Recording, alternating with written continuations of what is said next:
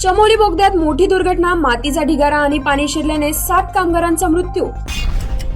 महाराष्ट्र दुष्काळमुक्त करण्यासाठी नदीजोड प्रकल्प याच वर्षी काम होणार सुरू. कोकणासह घाटमाथ्यावर पावसाचा जोर वाढणार, हवामान विभागाचा इशारा. दूध पाजताना ठसका लागला, अवघ्या 31 दिवसांच्या बाळाचा दुर्दैवी मृत्यू.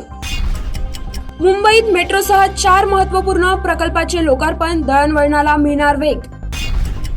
कात्रज चौकात PMPML बसचे ब्रेक निकामी, 4 ते 5 वाहनांना धडक.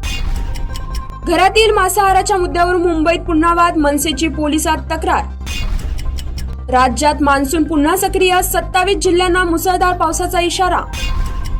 शेतकऱ्यांसाठी मोठा निर्णय, भूसंपादनापूर्वी पोट हिस्सा होणार निश्चित. बांगलादेश सीमेच्या आणखी जवळून धावणार ट्रेन, भारतीय रेल्वेची मंजुरी. गरजूंना न्यायालयीन प्रकरणांसाठी मोफत वकील, जन्मदाखल्यासाठी ही विनामूल्य मदत. कोयना पाणलोट क्षेत्रात धुवाधार पाऊस, धरणातून 8054 क्युसेक विसर्ग. अहिल्यादेवी होळकरांच्या 18 ऐतिहासिक विहिरींच्या संवर्धनाला वेग. रेणावी घाटात 2 ST बसची समोरासमोर धडक, 3घांचा मृत्यू. वेतन घोटाळ्या प्रकरणी माजी प्रशासकीय अधिकारी अटकेत, पोलिसांचा तपास सुरू.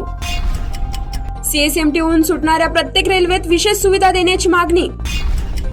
महाराष्ट्रात पुढील 4 आठवडे पावसाची शक्यता, हवामान विभागाचा अंदाज. कोडींच्या 15,000हून अधिक बाटल्या जप्त, गुजरात मुंबई ड्रग्ज रॅकेटचा पर्दाफाश. शिवसेना नाव धनुष्यबाण वादावर कपिल सिब्बल यांचा सर्वोच्च न्यायालयात युक्तिवाद.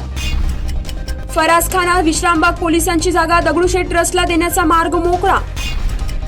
पुणे रेल्वे विभागाची फुकट्या प्रवाशांवर कारवाई, 121 कोटींचा दंड वसूल. चाकणमधील उद्योजकांच्या प्रश्नांवर उद्योगमंत्री उदय सामंत घेणार आढावा. सोन्याच्या दरात पुन्हा बदल, 22 कॅरेट सोन्याचा दर 1,40,000 शेअर बाजाराची घसरणीसह सुरुवात होण्याचे संकेत, गुंतवणूकदारांना सावध राहण्याचा सल्ला. शिरूर कासारमधील 4,521 शेतकऱ्यांचा कर्जमाफीचा मार्ग मोकळा, यादी जाहीर.